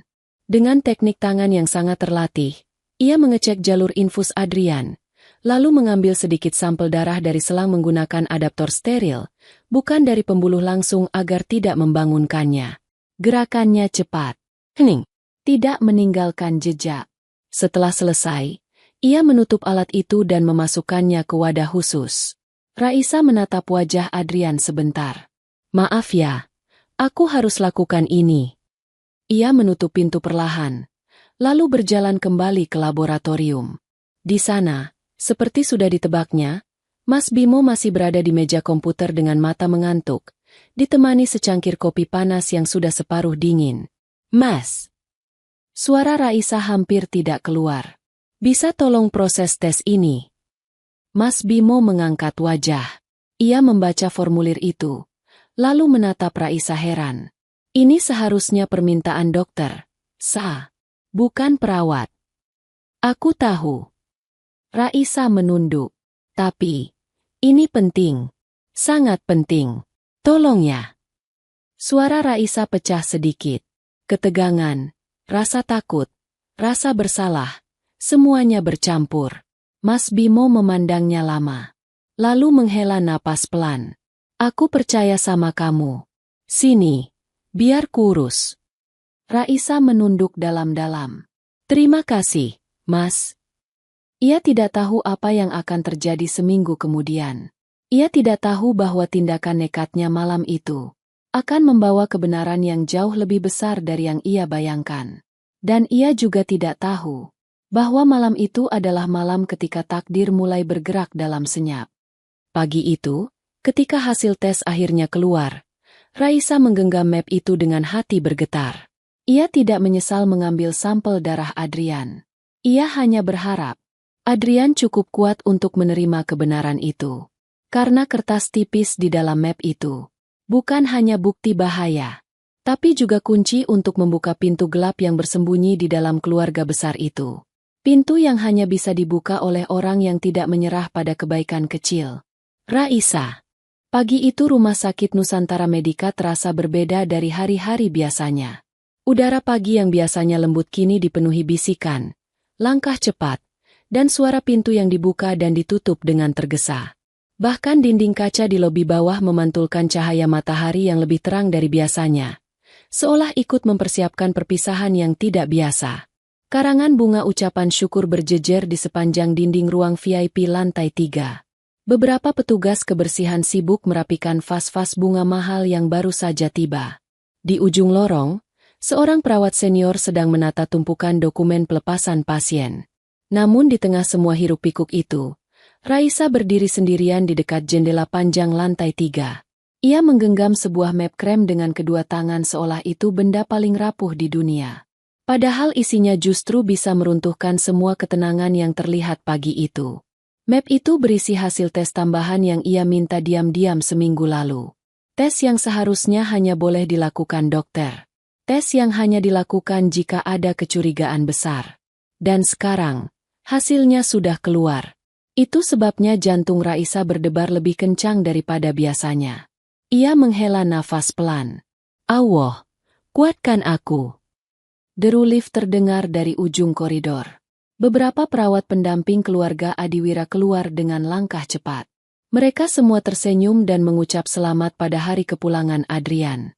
Bagi mereka, hari ini hari bahagia, hari pemulihan. Hari ketika pewaris keluarga besar itu akhirnya bisa kembali ke rumah. Tapi di hati kecil Raisa, sesuatu terasa tidak damai. Bukan karena Adrian akan pergi. Ia senang laki-laki itu pulih. Ia senang ia tidak lagi menahan nyawanya di antara detik-detik yang tak menentu. Ia bahkan bangga telah menjadi bagian dari perjuangan itu. Yang membuat dadanya berat adalah apa yang ia ketahui pagi ini. Sesuatu yang lebih gelap dari yang siapapun bayangkan. Suara langkah mendekat. Nada muncul dari ujung lorong, membawa tumpukan catatan. Raisa, kau di sini rupanya. Nada mendekat sambil menarik nafas. Kau tidak ikut turun ke lobi. Katanya nanti akan ada beberapa wartawan. Raisa tersenyum hambar. Aku tidak perlu di sana. Dokter dan direktur yang menangani prosedur pulang. Nada memperhatikan wajah Raisa yang sejak tadi tidak lepas dari map yang ia genggam. Kau sembunyikan apa itu? Nada mengerutkan dahi. Kau kelihatan sangat tegang. Raisa terdiam. Ia ingin bercerita. Sangat ingin. Tapi ia tahu satu hal. Jika informasi ini keluar sebelum waktunya, semuanya bisa menjadi kacau. Dan kacau itu bukan kacau kecil. Ini menyangkut nama besar keluarga Adiwira. Konglomerat yang tidak sembarang orang bisa sentuh. Raisa menarik nafas pelan dan menggeleng lembut. Tidak apa-apa. Cuma, belum siap berpisah dengan pasien yang bawel saja. Ia mencoba bercanda. Nada tertawa pelan, meski jelas tidak sepenuhnya percaya. Kau memang tidak berubah. Selalu menyimpan semuanya sendiri. Nada menepuk bahu Raisa. Kalau kau butuh bantuan apapun, panggil aku ya. Setelah Nada pergi, Raisa kembali berdiri tenang. Namun dadanya justru semakin berdebar. Ia membuka sedikit bagian depan map itu, melihat tulisan singkat yang sudah ia hafal sejak subuh tadi. Terdeteksi. Zat kimia asing dalam kadar kecil, tidak termasuk obat standar rumah sakit. Jejak zat menunjukkan pola masuk bertahap selama 2 minggu berturut-turut. Raisa memejamkan mata. Bayangan Adrian di malam kejang itu muncul jelas. Tubuh tinggi itu bergetar. Napasnya hilang muncul. Selang oksigen hampir lepas. Seandainya ia tidak melewati ruang VIP malam itu. Seandainya alarm oksigen tidak ia dengar. Mungkin Adrian tidak akan pernah bangun lagi. Dan seandainya ia tidak mengambil tindakan diam-diam untuk melakukan tes tambahan. Tidak seorang pun akan tahu bahwa selama 2 minggu sebelum kecelakaan, ada sesuatu yang masuk ke tubuh Adrian dalam dosis kecil. Seolah menunggu waktu untuk mencuri hidupnya. Raisa membuka mata. Ia harus memberitahu Adrian. Dia punya hak untuk tahu. Tidak peduli apa risikonya. Ia menegakkan tubuh, menarik nafas panjang, lalu berjalan menuju pintu ruang VIP nomor 3. Pintu diketuk pelan. Raisa masuk. Adrian sedang duduk di tepi ranjang, mengenakan pakaian kasual biru lembut.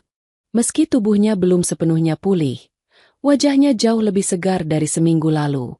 Sorot matanya hidup, senyumnya kembali, dan caranya duduk menunjukkan bahwa ia siap kembali ke dunianya.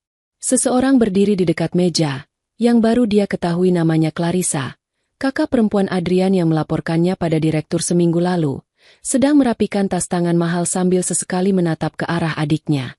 Tetapi tidak seperti sebelumnya. Tatapannya kini tampak jauh lebih lembut. Ada kelelahan dan kesedihan yang disembunyikan di balik riasannya yang rapi. Dan di kursi kulit dekat jendela, duduk seorang pria berjas hitam dengan ekspresi angkuh yang sangat dikenali Raisa, yang dulu juga ikut andil menghinanya. Dialah Ferdian, suami Clarissa, dan orang yang dulu memelototinya di malam kejadian, seolah dirinya sampah yang tidak pantas menghirup udara yang sama dengan mereka. Sementara seorang pria parubaya yang Risa ketahui adalah ayah Adrian, selama 2 hari ini tak lagi Raisa lihat, dia juga tak ingin terlalu kepo. Ketika Raisa masuk, Ferdian hanya mengangkat dagu sedikit dan menatapnya dari ujung mata. Sikapnya masih sama, angkuh, arogan, dan merasa paling penting di ruangan itu. Adrian menoleh dan tersenyum. Raisa. Suara itu hangat. Aku kira kau akan sibuk pagi ini. Raisa tersenyum tipis. Aku memang sibuk, tapi aku ingin memastikan semua benar sebelum Tuan pulang. Clarissa diam, hanya mengangguk kecil. Sikapnya sudah tidak lagi sekeras dulu. Ada sesuatu yang berubah dalam dirinya. Entah itu rasa bersalah, penyesalan, atau keduanya. Adrian menepuk sisi ranjang. Duduklah sebentar. Sebelum aku pergi, aku ingin mengucapkan terima kasih lagi. Raisa menggeleng cepat. Tidak perlu. Saya hanya melakukan kewajiban saya sebagai perawat.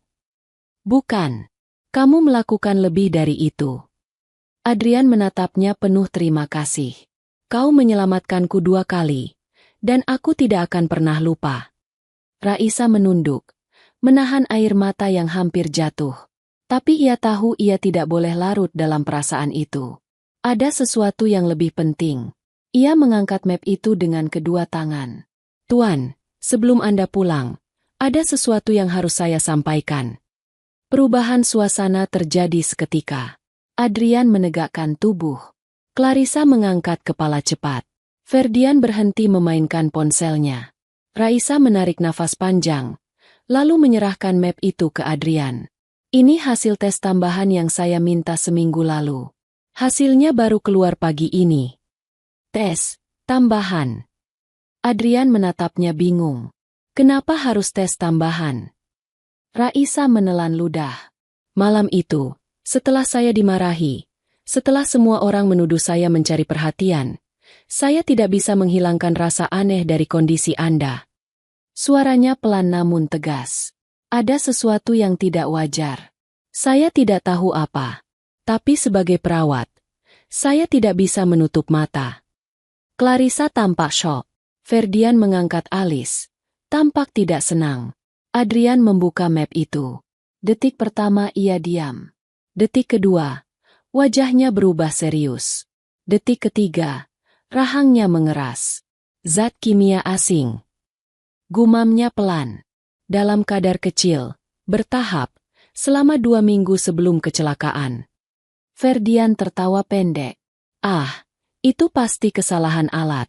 Atau salah baca. Raisa menggeleng. Alat dicek 3 kali. Laporan ditandatangani analis senior. Tidak ada kesalahan.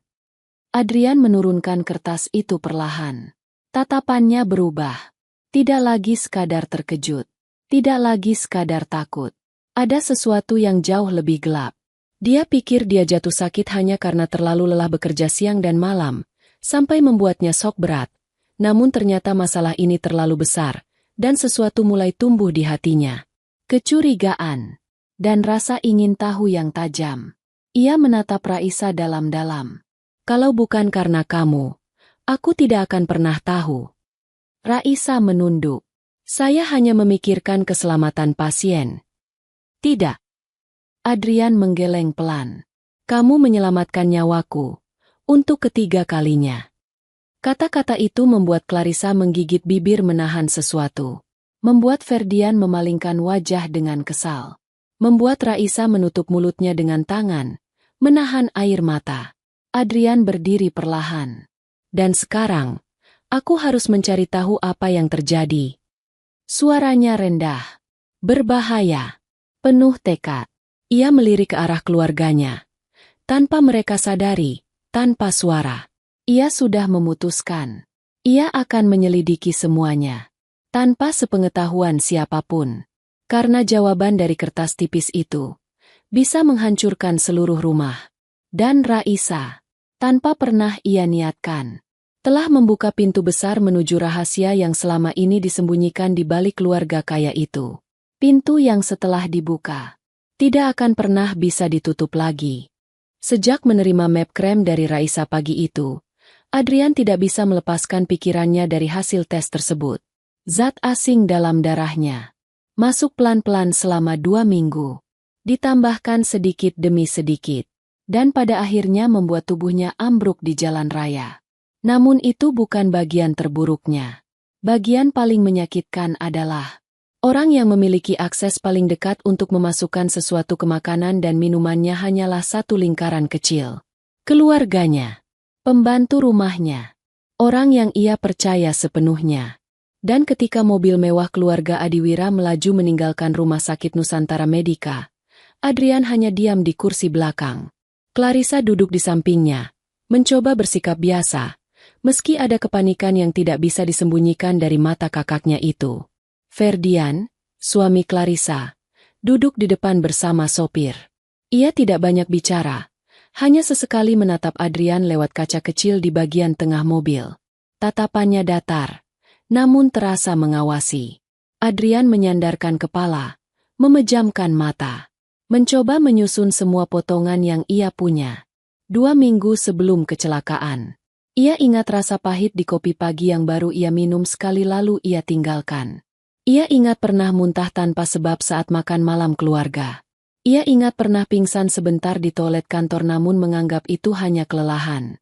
Dan yang paling penting, ia ingat seseorang yang memberinya jus vitamin setiap pagi, dengan alasan agar ia tidak kelelahan di tengah kesibukan proyek besar perusahaan. Seseorang yang sangat dekat. Seseorang yang ia percaya. Clarissa, kakaknya sendiri. Namun Adrian menahan diri. Ia tidak ingin langsung menuduh. Karena ada satu hal lain. Suami Clarissa, Ferdian, pria yang tampak sempurna dari luar, bersikap angkuh, selalu memamerkan kekayaannya. Tapi di balik senyum mahal dan jas rapi itu, Adrian melihat sesuatu. Mata yang kosong, mata yang penuh ambisi, mata yang tidak sayang pada siapapun. Mobil berhenti di halaman rumah besar keluarga Adiwira. Bangunan itu megah dengan pilar putih besar. Taman hijau rapi, dan kolam kecil di sisi kanan. Rumah itu terlihat damai, namun Adrian kini melihatnya berbeda. Bukan rumah, tapi labirin. Tempat rahasia bisa mengendap selama bertahun-tahun. Clarissa mendekat, membantu Adrian turun. Hati-hati ya, Dick. Tangannya gemetar. Suaranya sedikit serak. Ada sesuatu yang ia sembunyikan. Adrian hanya mengangguk. Aku bisa sendiri. Ferdian menghampiri, memasukkan tangannya ke saku jas. Kau terlihat lebih segar. Adrian. Baguslah. Jangan berpikir macam-macam soal laporan tes itu. Kadang alat lab memang salah membaca. Adrian menatapnya lama. 3 kali alat dicek. Kalau salah, lab tidak akan menyerahkannya kepadaku. Ferdian tersenyum tipis. Senyum yang tidak menyentuh matanya. Baiklah, kalau kau butuh sesuatu, panggil aku. Lalu ia menepuk bahu Adrian sedikit keras. Bersikap seperti pemilik rumah. Adrian tidak bereaksi, hanya menatap lembut. Tapi di dalam hatinya, gelombang kecurigaan semakin kuat. Malam hari, rumah sudah tenang.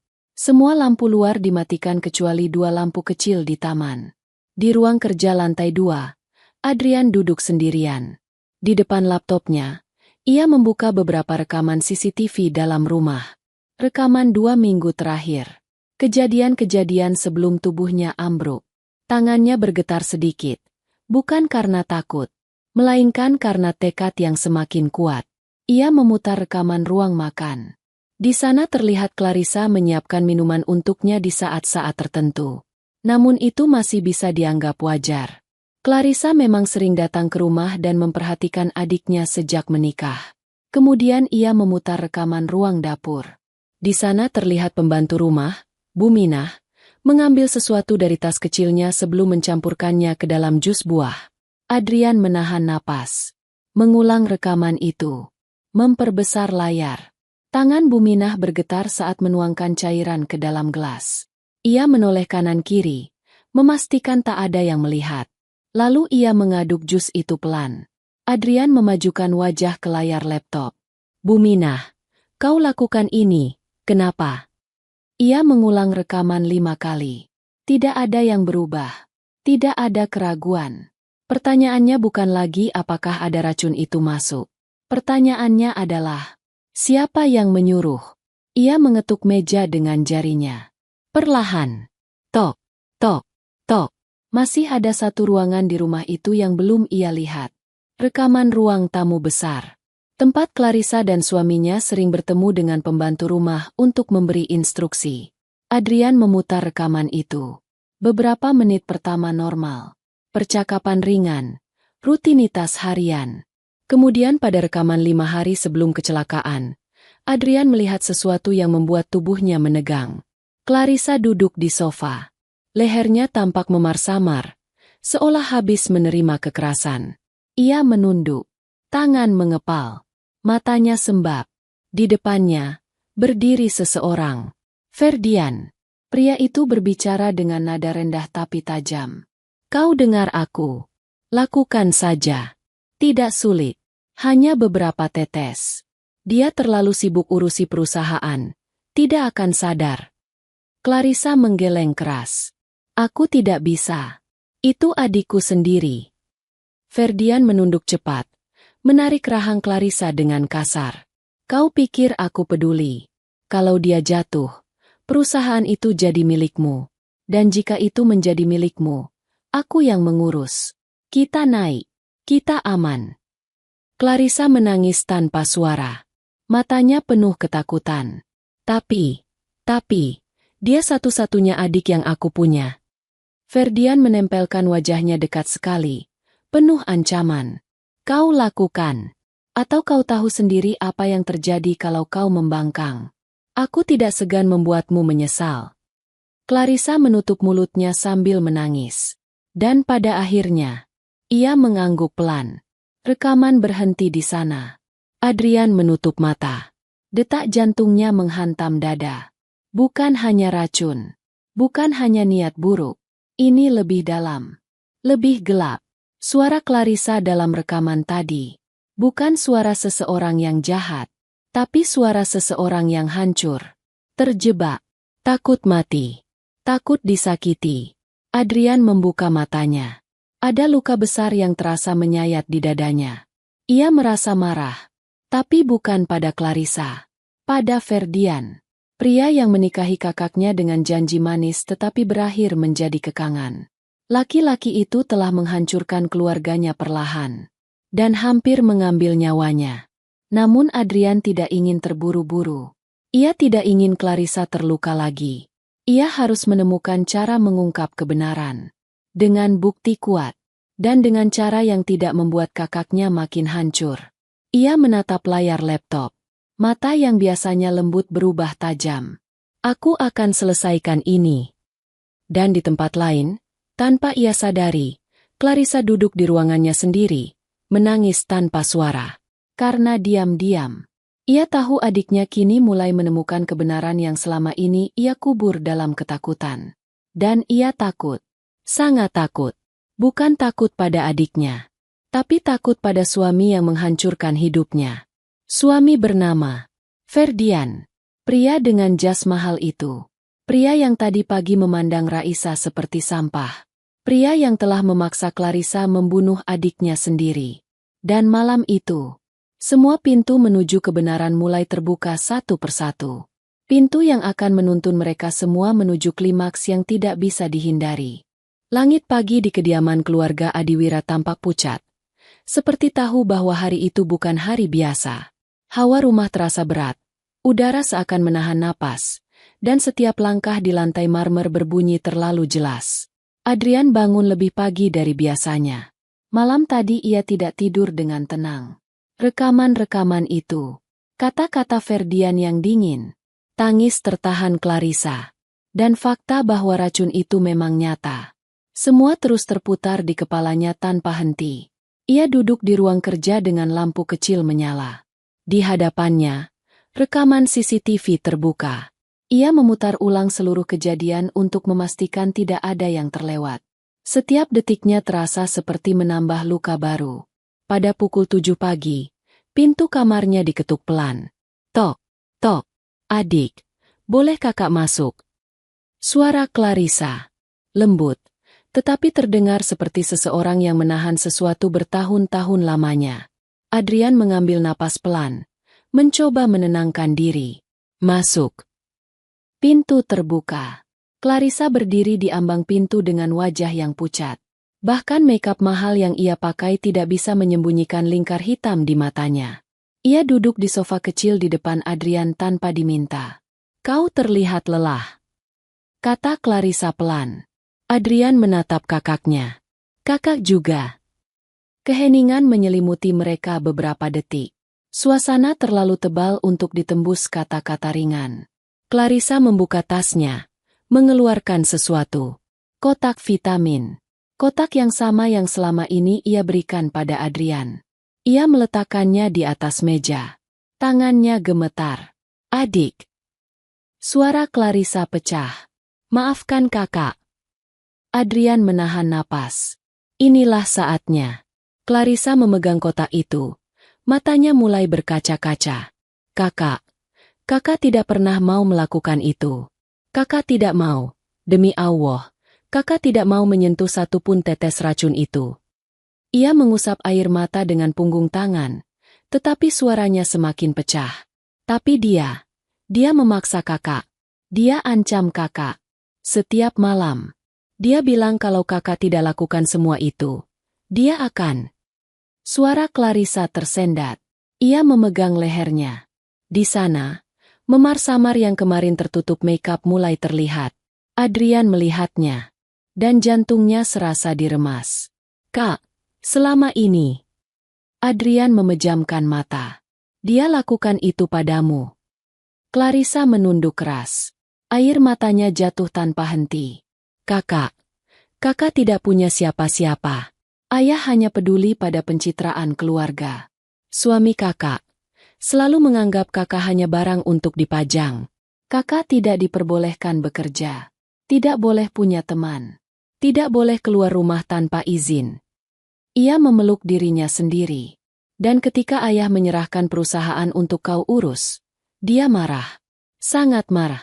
Dia bilang keluarga harus di tangan pria. Dan karena ayah sudah tua, dia pikir hanya kau penghalangnya. Adrian menutup wajah dengan tangannya. Ferdian, pria itu tidak hanya mencoba meracuninya. Ia menyiksa Clarissa, mengurungnya dalam pernikahan penuh bayangan gelap. Kakak. Adrian berkata pelan. Kenapa tidak bilang dari awal? Clarissa menangis lebih keras. Karena kau punya hidupmu sendiri. Adik, punya perusahaan besar. Punya masa depan. Kakak tidak mau kau terbebani dengan hidup kakak yang berantakan. Adrian meraih tangan Clarissa, menggenggamnya erat. Untuk pertama kalinya dalam waktu lama, Clarissa membiarkan adiknya memegang tangannya seperti saat mereka masih kecil. Kak, apa benar kau memberikan minuman itu? Clarissa menggeleng keras. Tidak, kakak tidak pernah berani menyentuhnya. Ia menunjuk layar laptop di depan Adrian. Lihat rekamannya. Setiap kali kakak menyiapkan jus, kakak tidak menambahkan apa-apa. Kakak hanya meletakkannya. Adrian memutar rekaman itu. Clarissa benar. Ia tidak mencampur apapun. Tapi setelah kakak pergi, Clarissa menutup wajah. Dia menyuruh Buminah, pembantu itu, diancam juga. Dia dijanjikan banyak uang. Semua potongan itu bersatu. Jus, tidak terbantahkan. Racun itu bukan dari Clarissa, tapi dari Ferdian. Lewat Buminah. Dan Clarissa hanya menjadi perisai yang dipaksa menerima salah. Adrian menarik napas panjang. Kak, mulai hari ini, kau tidak akan sendirian. Clarissa mengangkat wajah. Matanya merah dan basah. Adik. Adrian bangkit dari kursinya dan memeluk kakaknya. Untuk pertama kali dalam bertahun-tahun, Clarissa merasa aman. Aku tidak akan biarkan dia menyentuhmu lagi. Tidak 1 sentimeter pun. Dalam pelukan itu, Clarissa melebur. Menangis sejadi-jadinya.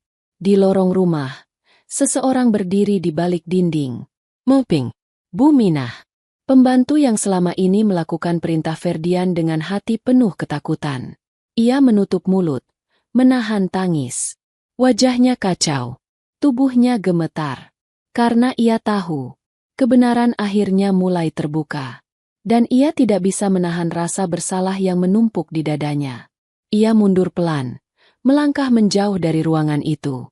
Dan ia tahu, hari ini, ia harus memutuskan. Menyelamatkan dirinya sendiri, atau menyelamatkan orang lain dari bahaya yang lebih besar. Pilihan itu tidak mudah. Namun Buminah tahu, kebenaran tidak lagi bisa ditahan. Sore hari, Adrian duduk kembali di ruang kerjanya. Ia menatap sunyi ke arah laptopnya. Semua bukti ada di sana. Setiap rekaman, setiap pergerakan Buminah, setiap ancaman Ferdian. Setiap air mata Clarissa, ia tidak akan tinggal diam. Ia tidak akan membiarkan keluarganya hancur lebih jauh. Ketika malam menjelang, sebuah ketukan terdengar di pintu. Tok, tok, suara pelan, gemetar. Tuan Adrian. Suaranya lirih. Saya mau bicara. Itu suara Buminah. Adrian bangkit perlahan, membuka pintu. Buminah berdiri dengan wajah merah, mata bengkak, dan tangan yang saling mencengkeram gemetar. Tuan, saya mau jujur. Adrian menatapnya penuh waspada. Masuk. Buminah masuk dengan langkah berat. Lalu, ia berlutut. Maafkan saya yang mencampurkan cairan itu ke minuman Tuan. Air mata Buminah jatuh deras. Tangisnya mengguncang tubuhnya. Saya tidak mau, tapi saya diancam, saya dipaksa. Kalau tidak, suami Nyonya Clarissa mengancam akan melukai anak saya. Adrian menutup mata keras. Tangannya mengepal. Siapa yang menyuruh? Buminah menangis lebih keras. Tuan, Ferdian. Suasana ruangan menjadi seperti tanah retak yang akhirnya pecah. Kebenaran itu menghantam Adrian tepat di dada. Ferdian. Pria yang duduk angkuh tadi. Pria yang memandang Raisa dengan tatapan merendahkan. Pria yang berani menyiksa istrinya dan mengancam pembantu. Pria yang hampir membunuhnya. Adrian menghela napas panjang. Bangun, Buminah. Kau sudah cukup menderita. Buminah mengangkat wajah. Gemetar. Tuan, Anda tidak marah. Aku marah. Adrian menatapnya dalam. Tapi bukan pada orang yang dipaksa. Aku marah pada orang yang memaksa. Buminah menangis. Terima kasih, Tuan. Di luar ruangan itu, musim baru keluarga Adiwira mulai bergerak. Musim pengungkapan. Musim perhitungan. Musim ketika kebenaran tidak lagi bisa disembunyikan oleh kekayaan atau kekuasaan. Dan Adrian tahu, satu langkah lagi sebelum badai besar benar-benar pecah. Ia harus bertemu seseorang. Seseorang yang tanpa ia sadari, sudah 3 kali menyelamatkan hidupnya. Raisa. Malam itu rumah keluarga Adiwira terasa seperti ruang besar yang menahan napas. Langit gelap, angin tidak bergerak, dan setiap lampu tampak terlalu terang seperti sedang mengawasi sebuah takdir yang baru akan terungkap.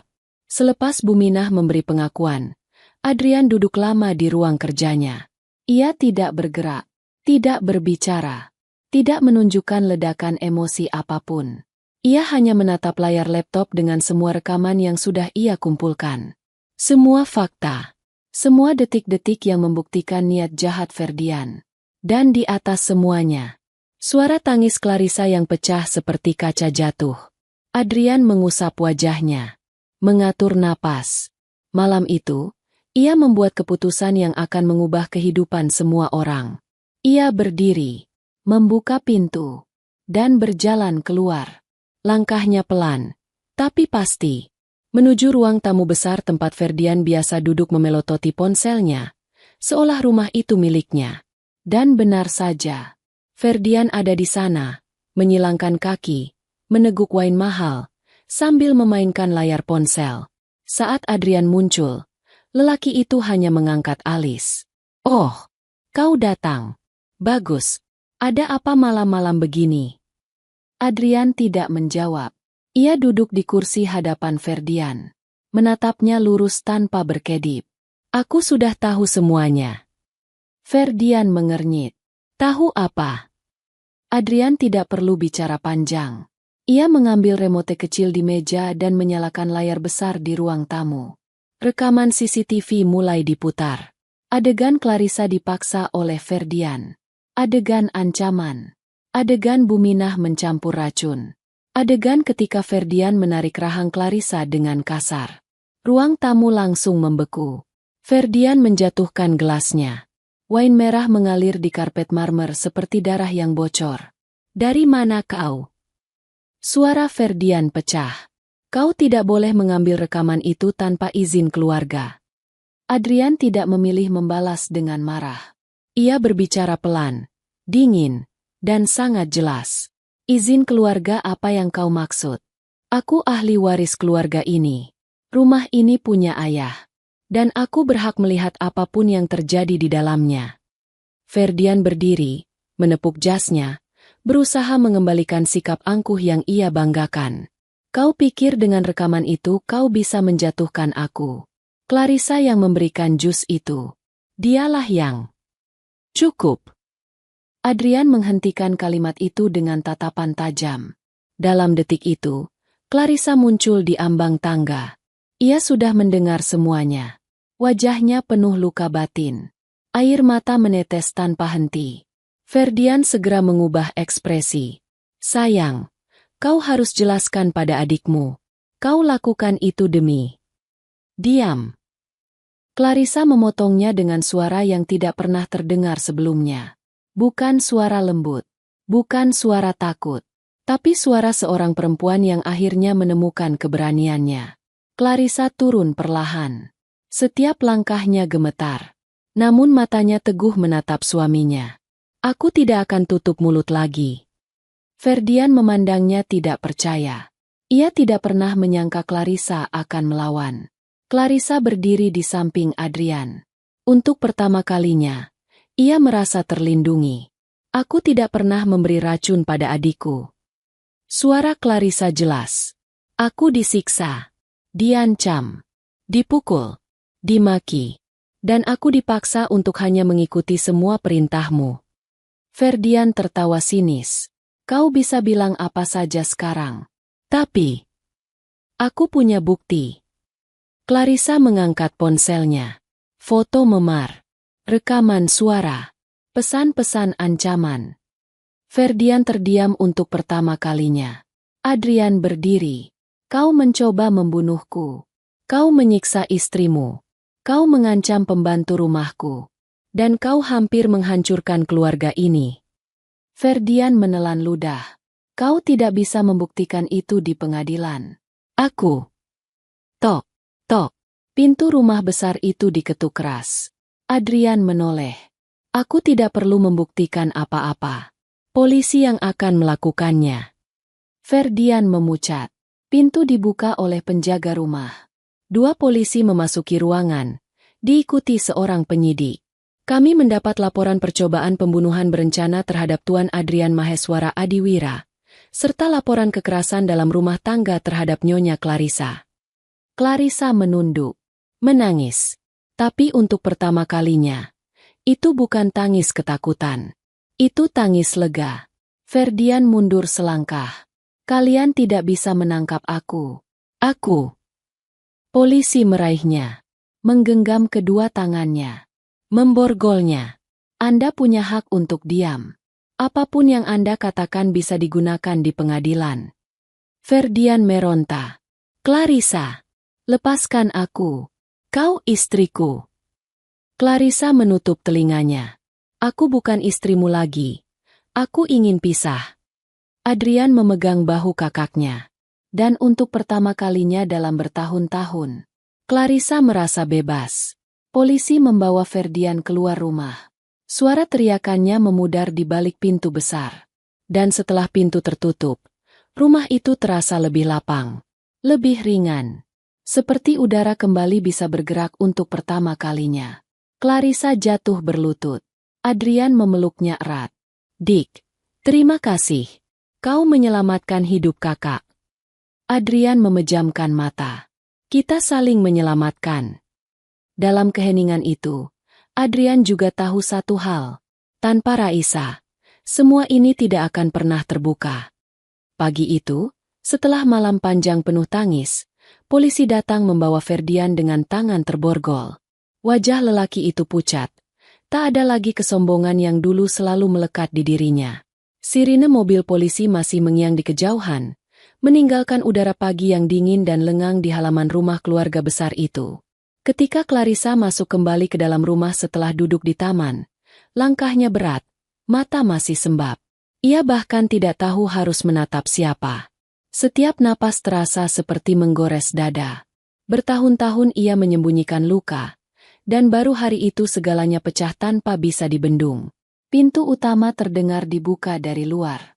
Ayah mereka, pria yang dulu berdiri paling dingin saat memaki Raisa di rumah sakit, melangkah masuk dengan wajah panik. Rambutnya acak-acakan, napasnya terburu-buru, dan matanya merah seperti tidak tidur semalaman. Dia menempuh penerbangan paling cepat dini hari setelah diberitahu Adrian semalam. Begitu melihat putrinya berdiri memegang dinding untuk menopang tubuhnya, seakan dunia menahannya untuk tidak runtuh, lelaki itu langsung berlari menghampiri. Tanpa berkata apa-apa, ia memeluk Clarissa erat, erat sekali, seolah mencoba menambal seluruh luka yang pernah ia biarkan tumbuh.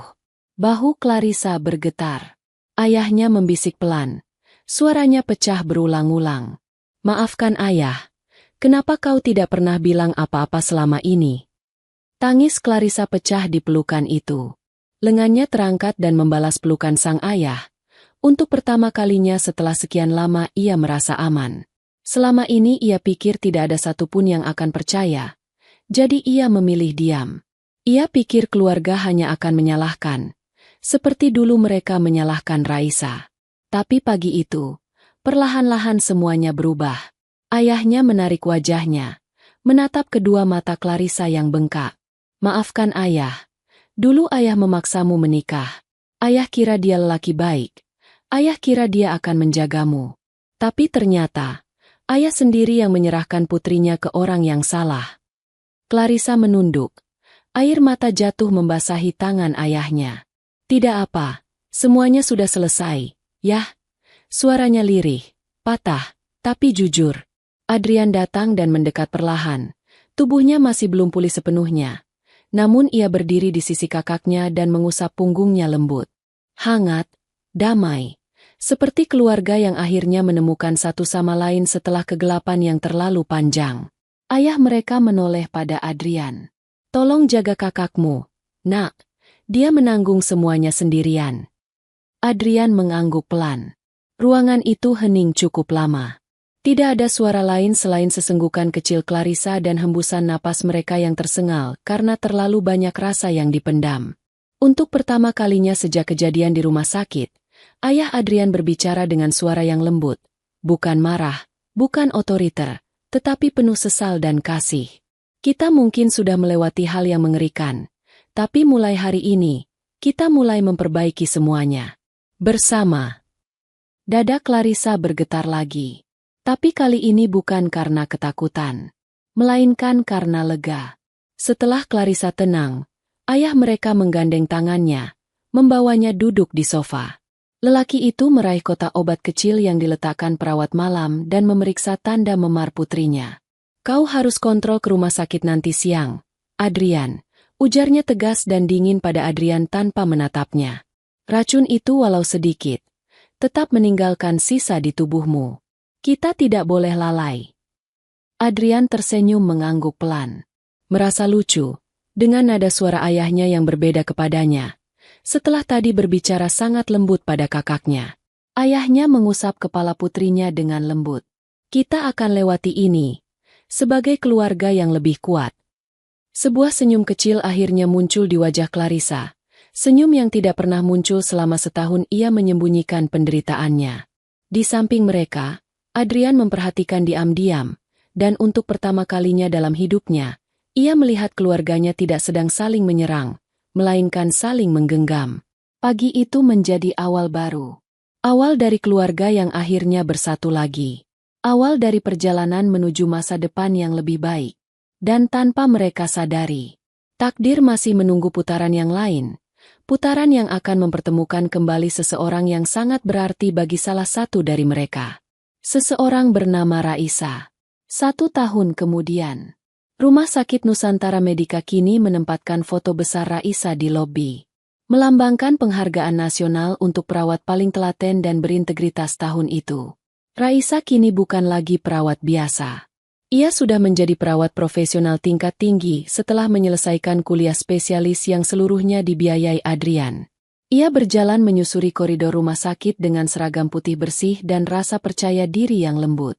Hari itu, ia menerima pesan bahwa seseorang mencari dirinya di ruang taman belakang rumah sakit.